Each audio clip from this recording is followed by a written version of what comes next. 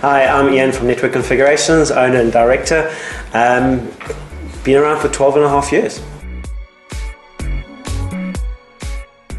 One of the key reasons to moving to Kaseya was, as a managed service provider, we've used various tool sets. Previously we used an agent list type tool set. We found many challenges with it, and searching the market we managed to find an agent-based and a very reliable agent-based technology.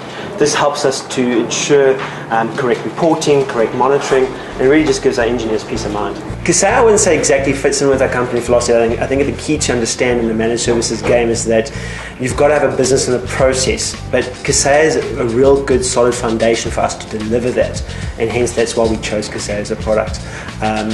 But the key for us is to make sure systems, processes and people form the holistic approach to managed services. I think the biggest difference between pre and post Kaseya was the uncertainty of were we managing the correct amount of nodes. Again, as I mentioned before, we were using agent lists. So we had no guarantee of saying, well, how many nodes were we monitoring, how many nodes were we really effectively managing. Moving to agent-based, we had a true count of what we were meant to be managing, and we really got the numbers right. I think there's multiple things that we leverage out of Kaseya. I think one of the key things is the reliability of the agent-based technology, and then we also leverage all the backup and remote management in terms of disaster recovery solutions, etc. And naturally, all the monitoring and alerting is a key function for us. I think Kaseya is a key tool in giving us a competitive edge. I think it gives us the platform to allow us to deliver specific services, specifically managed services, and it's a great reliable tool for that. I think the biggest thing is clients are still unaware of what managed services is. It's still new to South Africa. Luckily, as the uptake within the reseller market does improve, customers will be talking about it more.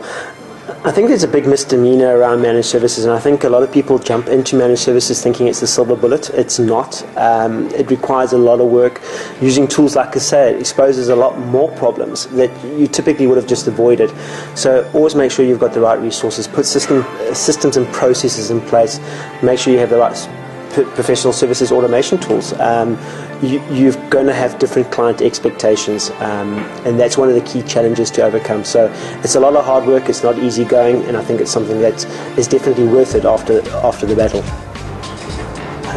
I think one of the key things that we leverage as a managed service provider is in leveraging a tool like Kaseya has enabled us to enter new markets from a national perspective within South Africa, and we also have clients within China that we're managing service through, into small towns within South Africa. We're managing through our managed services toolset, which is Kaseya. I think using a technology like Kaseya it's definitely helped us from a resourcing and an automation perspective. It has helped obviously lighten the load with regards to the engineering. But like I said, it's one of the key things is that using these tool sets does expose more problems that you could typically hide under the carpet. You now have to deal with them and obviously manage them effectively. To be honest, I think customers realistically don't really care how you deliver services. I think they really worry about is that can you really deliver when it matters. And managed services is a key to being able to deliver in that. But you've got to really set those client expectations correctly, because that's the biggest challenge.